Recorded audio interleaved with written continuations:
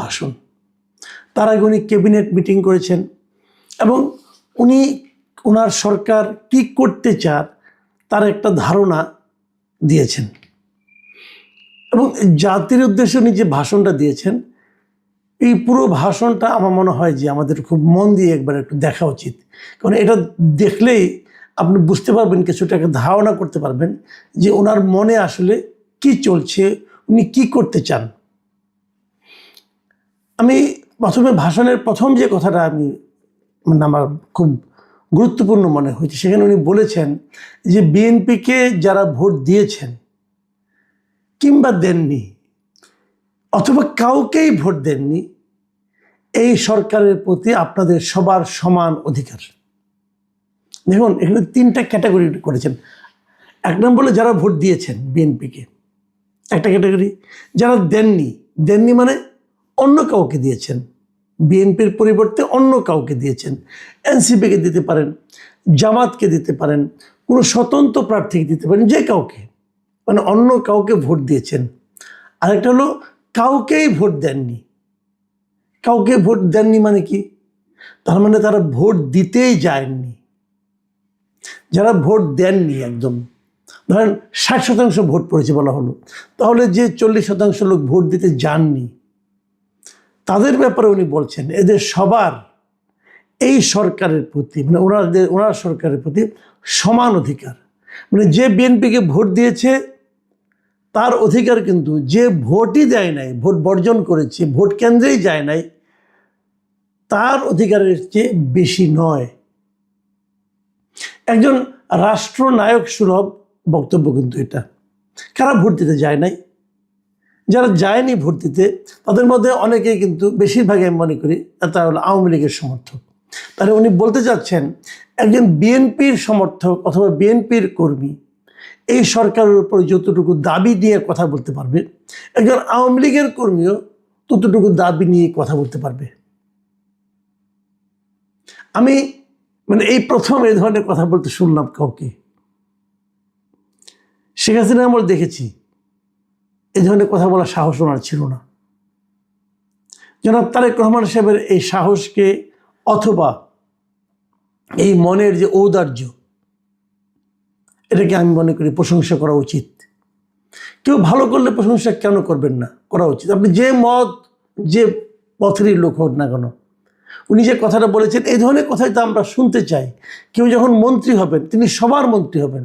প্রধানমন্ত্রী যখন বলেন উনি সবার প্রধানমন্ত্রী, যার ওনার সঙ্গে যারা মন্ত্রী এবং প্রতিমন্ত্রী আছেন যে 49 জন, তাদেরকেও আমি বলবো আপনারা প্রধানমন্ত্রীকে ফলো করেন। উনি কি বললেন, কি উচ্চারণ করলেন, সেটাকে সমুন্নত রাখার চেষ্টা করেন। উনি কিন্তু বলেছেন যে এই সরকারের প্রতি তাদের সবার সমান দাবি। আমরাও আগামী দিনগুলোতে এটাকে একটু বিচার করে দেখতে চাই। আপনার কাছে একজন বিএনপির কর্মী গেলে পরে তার সঙ্গে আপনি কী আচরণ করছেন, আরেকজন নির্দলীয় লোক গেলে তার সঙ্গে আপনি কী আচরণ করছেন, অথবা যদি একজন আওয়ামী লীগের লোক আপনার কাছে যায় কোনো একটা ভ্যালিড একটা পয়েন্ট নিয়ে, তার কথাটাকে আপনি কীভাবে গ্রহণ করছেন, এটা কিন্তু আমরা জাতি হিসেবে বললে আমরা এটাকে খেয়াল করার চেষ্টা করব। উনি আরেকটা কথা বলেছেন, সে কথাটা হলো উনি কৃচ্ছ সাধনের জন্য, অপচয় যেন আপনারা কম করেন। এবং এটা বলতে যে উনি বলেছেন যে অতিরিক্ত সুবিধাও আমরা নিতে চাই না। এবং এই অতিরিক্ত সুবিধা না নেওয়ার বিষয়টাকে উদাহরণ হিসেবে বলতে যে উনি বলেছেন যে বিএনপির যে সংসদীয় দলের যে প্রথম সভা হয়েছে, সেই সভায় ওনারা সিদ্ধান্ত নিয়েছেন যে কোনো এমপি সরকারি সুবিধা নিয়ে ট্যাক্স ফ্রি গাড়ি বা প্লট নেবেন না। এমপি হলে কিন্তু একটা প্লট পায়, এমপি হলে একটা ট্যাক্স ফ্রি গাড়ি পায়। এটা কিন্তু অনেক লোভনীয় একটা ব্যাপার কিন্তু। তো এইটা তারা কেউ নেবেন না বলে ঘোষণা দিয়েছেন। আমার কাছে এই ঘোষণাটাও ভালো লেগেছে। এবং আপনারা জানেন এর মধ্যে বিরোধী দল যেটা জামাতে ইসলাম, তারাও ঘোষণা দিয়েছে যে তারা কোনো ট্যাক্স ফ্রি গাড়ি নেবে না। অবশ্য এনসিপি কোনো ঘোষণা দিয়েছে কিনা এখন আমার জানা নাই, তারা হয়তো নেবে অথবা নেবে না, আমি জানি না। আমি মনে করি এই ঘোষণা দেওয়ার তো কোনো দরকার নাই। আমি তারেক রহমান সাহেবকে অনুরোধ করব, সংসদের প্রথম অধিবেশনেই এই ট্যাক্স ফ্রি গাড়ি নেওয়ার যে প্রবণতা এবং যে নিয়মটা আছে, এই নিয়মটা বাতিল করে দেন। তাহলে নতুন করে কোনো ঘোষণা দেওয়া লাগে না। আপনারা বলে দেন যে একজন এমপি সরকারি যে কোনো সুযোগ সুবিধা পাওয়ার ক্ষেত্রে, প্লট অথবা ফ্ল্যাট অথবা গাড়ি পাওয়ার ক্ষেত্রে 10 জন সাধারণ মানুষ যে সুবিধা পায় তার চেয়ে কিছুই বেশি পাবে না, এরকম একটা নিয়ম করে দেন। তাহলে আর এর নতুন করে আলাদা করে জনে জনে প্রতিজ্ঞা করতে হবে না। একইভাবে আমি আপনাকে আরেকটা অনুরোধ করব, আমলাদের ব্যাপারে একটু খবর নেন। একজন সচিব, একজন অতিরিক্ত সচিব অথবা একজন যুগ্ম সচিব, ওনারা নিয়ম অনুযায়ী কী পরিমাণ গাড়ির কি সুবিধা ভোগ করেন, তেলের কি সুবিধা ভোগ করেন, একটু খবর নেন। এবং অনেক সময় নিয়মের বাইরেও মানে ওনারা যে মন্ত্রণালয়ে আছেন সেই মন্ত্রণালয়ে যদি কোনো প্রজেক্ট থাকে সেই প্রজেক্টের গাড়ি, পিডির গাড়ি কোথায় আসে একটু খবর নেন। একটু খবর নিলে সমাধানটা আপনার কাছে ইজি হয়ে যাবে। সমাধানের পথ নিয়ে আমি আলোচনা করছি, সমাধান আপনিই পাবেন, কিন্তু একটু খবর নেন যে তারা, আপনারা তো গাড়ি নিচ্ছেন না, এমপিরা গাড়ি নিচ্ছেন না, মন্ত্রীরা মানে সরকারের কাছে ট্যাক্স পেয়ে গাড়ি নিচ্ছেন না, আপনারা তো সরকারি গাড়ি পাবেন। সরকারি গাড়ি ওনারাও পান, কিন্তু ওনারা কীরকমভাবে পান, কী প্রক্রিয়ায় পান, একটু খবর নেন। এটাও একটা আমার অনুরোধ থাকলো যে কিচ্ছু যখন সাধন করবেনই তখন এভাবে একটু করেন। কারণ যদি 10টা টাকাও আপনি খরচ কমাতে পারেন সেটাও কিন্তু এই দেশেরই লাভ, এই জাতিরই লাভ। উনি আরেকটা কথা বলেছেন, সেটা বলেছেন দেশের প্রতিটি সাংবিধানিক এবং সরকারি বেসরকারি প্রতিষ্ঠান চলবে বিধিবদ্ধ নিয়মে, নীতি নিয়মে। দলীয় কিংবা রাজনৈতিক প্রভাব প্রতিপত্তি অথবা জোর জবরদস্তি নয়। আইনের শাসনই হবে রাষ্ট্র পরিচালনার শেষ কথা। এই কথাটা আমার কাছে শুনতে খুবই ভালো লেগেছে। কিন্তু এই যে বেসরকারি সরকারি প্রতিষ্ঠান যে নিয়মের মধ্যে চলবে, এগুলো রাজনৈতিক প্রভাব প্রতিপত্তি এখানে খাটানো যাবে না, এটা মনিটরিং কে করবে? আমি যতটুকু জানি অলরেডি বিভিন্ন সরকারি কর্মকর্তা কর্মচারীদের মধ্যে একটা হুজুগ শুরু হয়ে গেছে। মাঝখানে ছিল কিন্তু কে কবে ছাত্র শিবির করতো, জামাত করতো, এটা নিয়ে কিন্তু গত 1.5 বছর অনেকে বলছে আমি জামাত করতাম, আমি ছাত্রদল করতাম। যারা নাকি আওয়ামী আমলে নিয়োগ পেয়েছে তারাও কেউ ছাত্রলীগ করতো না, সবাই জামাত এবং ছাত্রদল করতো, আর কিছু করতো না। এখন সরকার গঠনের পর যতটুকু আমি শুনেছি, জামাতের যে অফিসাররা ছিলেন যারা ছাত্র শিবির করতেন, জামাতের খুব ভালো ভালো সুযোগ তারা পেয়েছেন, তারা নাকি এখন বিএনপি হওয়ার প্রতিযোগিতায় নেমে গেছেন এবং তারা সব বিএনপি করতেন। আওয়ামী লীগের অনেক ঢুকে পড়ছে, বিএনপি করতেন। তো আমার কথাটা হলো কি, যে আওয়ামী লীগ কিংবা বিএনপি কিংবা জামাত, এটা আমলাদের পরিচয় হবে কেন?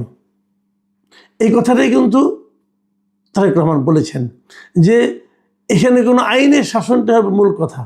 প্রত্যেকটা প্রতিষ্ঠান চলবে বিধিবদ্ধ নীতি নিয়মে। তো বিধিবদ্ধ নিয়মটা কি? এই বিধিবদ্ধ নিয়মে কি বলা হয়েছে যে যদি কেউ বিএনপি করে তাহলে তার দ্রুত প্রমোশন হবে? বিধিবদ্ধ নিয়মে কি বলা হয়েছে যদি কেউ আওয়ামী লীগ করতে এক সময় এই জন্য তাকে ওএসডি করা হবে? বলা হয়েছে? ভাই, যদি বলা না হয়ে থাকে তাহলে আমি তো মনে করি একটা নিয়ম করা উচিত। এখন তো নিজেকে আওয়ামী লীগ বলবে না, জামাতও বলবে না, সবাই বিএনপি বলবে।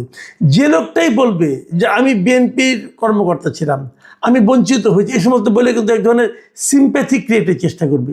যেই বলবে তার বিরুদ্ধে ব্যবস্থা নিন।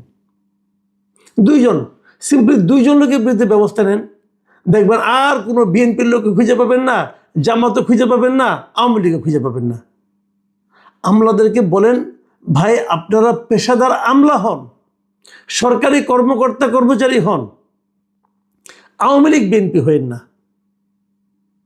এই যখনই তারা আওয়ামী লীগ বিএনপি শুরু করবে তখন আপনি যত কিছুই মিষ্টি মিষ্টি কথা বলেন না কেন, যতই নীতি নৈতিকতার কথা বলেন না কেন, সব ফেল মারবে। কাজে আপনি অন্যদিকে না যেয়ে আগে যারা নাকি নিজেদেরকে বিএনপি বলে যে আমি বিএনপির কর্মকর্তা, বিএনপি করতাম বলে আমাকে একবার প্রমোশন আটকায় দেওয়া হয়েছিল, অথবা এখন ডাবল প্রমোশন লাগবে, এই ধরনের কথা যত লোক বলে তাদের বিরুদ্ধে আগে আইনি ব্যবস্থা নেন, তাদের বিরুদ্ধে একটা ব্যবস্থা নেন, তাদেরকে একটা পানিশমেন্ট দেন। আপনি দেখবেন আর কোনো আমলা আর সচিবালয়ের মধ্যে এই আওয়ামী বিএনপি জামাতের এই জিনিস আর চলবে না। এতে আপনার কোনো ক্ষতি হবে না।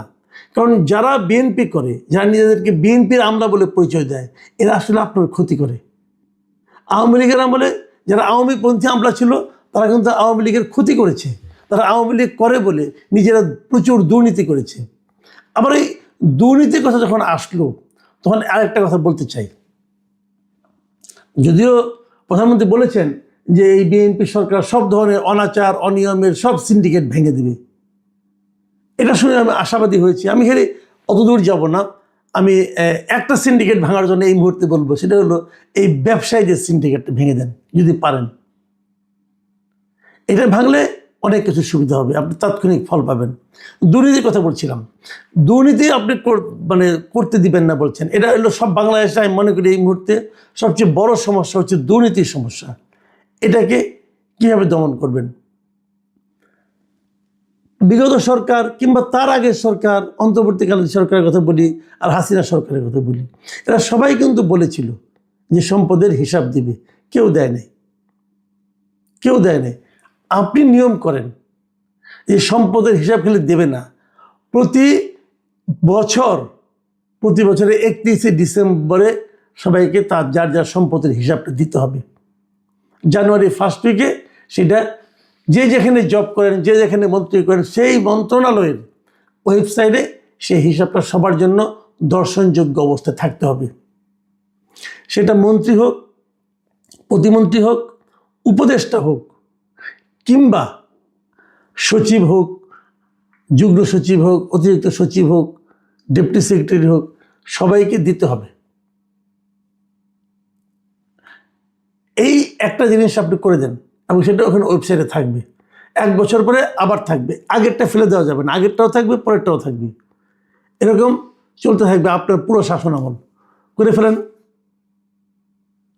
এটা করতে কিন্তু বাড়তি কোনো খরচ নেই, করে ফেলান। এই শেষ মুহূর্তে ডক্টর ইউনূস সাহেব যে একটা গোজামিলের হিসাব দিয়ে গেছিল, এরকম হিসাব কোনো লাভ নাই।